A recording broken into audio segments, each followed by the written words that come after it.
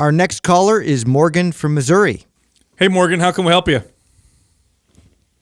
Hi, guys. Thank you so much for your time. I'm really thankful for everything that you do and the content you make. So thank you for that. My question today has to do with excessive exercise and trying to cut back on that. So just as a background, I'm a fitness instructor for group fitness classes, and I work out a lot doing that. And so I'm trying to cut back on the energy I give in class because I've recently started resistance training, and I love those results, and I know that that is where I need to be.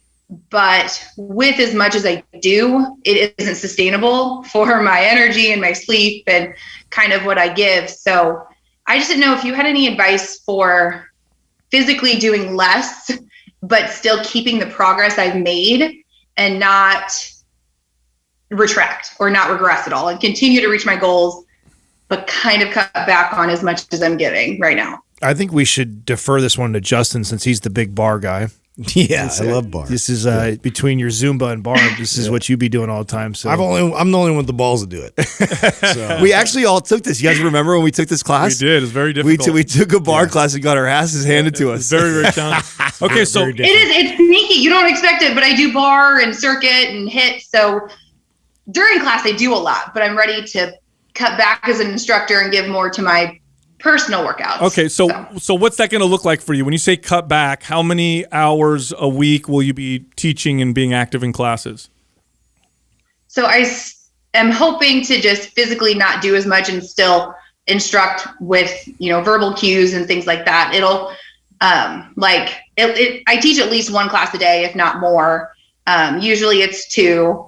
So I'm hoping to not do as much there and just kind of be active and not physically work out, but then do 20 minutes of cardio in the morning like I typically do. And then it looks like it'll probably be 45 minutes to an hour of resistance training. Because I just started, I got the bikini bundle, so I just started that. If you were allowed to, that's exactly what I would make you do is not allowed to move in your classes. You could just cue and teach. Okay. So we talked recently in a QA where I shared that I used to actually train a lot of group. In fact, I got known as helping out all our Group X instructors because they struggled with building the body they wanted, but they were exercising 4 or 5 hours a day.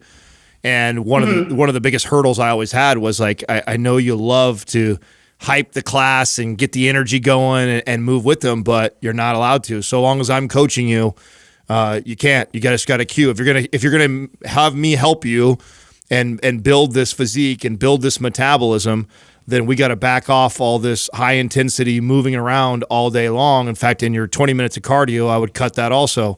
And we would 100% focus on the MAPS program. It's all about strength training. And if you want to be a teacher still, that's fine. You can teach, but you can't be bouncing around and running all over the place with them, not until I start to build that metabolism back up, because I'm guessing that you probably have struggled with that as far as your calorie intake. I would assume that you, for as much as you move, you probably don't eat 4,000 or 5,000 calories, which is probably what you should be eating. Yeah, I do. I am aware of what I eat, but I didn't know that how much I could eat until the past 4 months. I think it's been a realization of how much I have to eat to perform. So I can't maintain that forever. It's just not sustainable. There's not a lot of time in a day, and I can't spend 4 hours of it working out, Right. Yeah, I'm gonna back up Adam 100%. I'd say cut the cardio out of the morning. You're still you're gonna teach your classes, and you can teach them. Here's the deal: just because you're teaching the classes, you're still moving. Yeah. Even if you're not doing the class with the people, you're still moving. That'll count as your other activity. And then with resistance training, I would go MAPS Anabolic. I wouldn't even go as high as MAPS Aesthetic. I would do MAPS Anabolic. You could do 3 foundational workouts a week, stick there, and then see what happens. This is one of these cases, and I've seen this happen many times, where I've had a person work out less and get leaner and get the body that they want from working out less, because you're shifting the way that your body is adapting. Right now, your body's adapted to lots of work.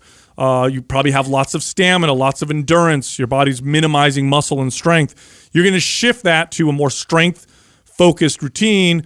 Of course, make sure you eat an adequate protein diet, and then watch your body. Watch what happens to your body. You're probably already seeing some positive effects now. Yeah. make that shift and then watch what happens. Yeah, the biggest hurdle is going to be the psychological shift that it's going to require for you to be able to trust that you're doing the right thing. I know I've trained a lot of people in that situation where they're just constantly moving and they feel like they have to keep that momentum up. Otherwise, they're going to now all of a sudden start gaining body fat like crazy. But really, our focus and shift is on building muscle and building strength, and that does take some time to work on it, and you got to trust the process. And I'm going to add one more thing to you, Morgan, because I know you. When you're getting ready and you're doing your strength training, rest as long as the program tells you, or rest longer. Okay, with you, I don't think we could rest too long. Okay, right. 2 minutes, 3 minutes rest between sets if we've got the time to stretch the workout out. Because with all of my Group X instructors, that because you guys are so high energy, it's such a shift mentally, like Justin is talking about. It was always so hard for me to settle you guys down. What's next, Adam? They would be ready for the next exercise. Next. And I'm constantly having to remind them, you need to rest. We're trying to change that signal that Sal's talking about to your body. We need to shift it from this cardio. Be like Sal, play some Enya in your workouts. There you go. Right, yeah. Nice and calm the whole time. Yeah, totally different. But Just get calm. No, that's awesome. Yep. And then for nutrition, also, honestly, my biggest thing is I make sure I hit my protein every day. I know how much I weigh, so I know how much I need. But it kind of intuitive, I guess, like the intuitive eating guide is there. So I should just kind of like, right now I don't plan on changing much and just trying to feel what I need. Again, hoping that it doesn't cause me to gain fat or anything. But do you have any suggestions on what I should or shouldn't do in that respect? No, you're doing the right thing. Don't count your calories. That's fine. Track your protein. Yeah, I won't do that. Yeah, don't get stuck on counting macros and calories. Protein's fine. You can keep focusing on that. Okay. Focus on how you feel. Focus on how you feel and how strong you are. Yeah. If you're getting stronger, you're moving in the right direction. Eat when you're hungry, but make good choices, right? So eat when if your body is hungry and you're telling yourself eat, but eat good and make good choices. And also, understand too, if you're building strength, you're going to build some muscle. So, you might notice clothes fitting different. Don't, pay attention to how you feel. Look at yourself. Don't pay attention to the scale. You could go up a couple pounds. Don't think of it like that. Pay attention, focus on the strength and the physique that you're starting to build more than getting hung up on the weight or maybe how clothes are fitting currently, and give it some time. Yeah. And truthfully, I just went to the doctor yesterday, so that's how I know how much I weigh. But like, I'll weigh myself once a month, and since I've started resistance training, my leggings fit better, they're filled out better, and just in general, I think I look a lot better. So I was just gonna keep that, but I won't step on the scale. And, resistance training, you guys, you definitely are right with that. So thank you for helping me keep that mindset when I very easily could have just stopped and not. So thank you. Awesome, no problem. All right. Well, thank you guys. I really appreciate your time. Thank you, Morgan. Yeah, this just highlights why the book that I wrote is so important right now. It's like people just we focus too much on exercise as being a way to burn calories, and we don't focus on the most important thing, which is how is this exercise teaching my body to adapt? How is it signaling my body to adapt? That's the most important thing you should focus on. And most people, if they tell their body to build muscle and get stronger, will get all the results and goals that they want and more. I love, though, how open-minded she is, though. Mm-hmm. Like the fact, one of the hardest parts about training my clients that were Group X instructors was getting them to shift that. It was like pulling teeth sometimes. Yeah. Because it's hard when you're in it.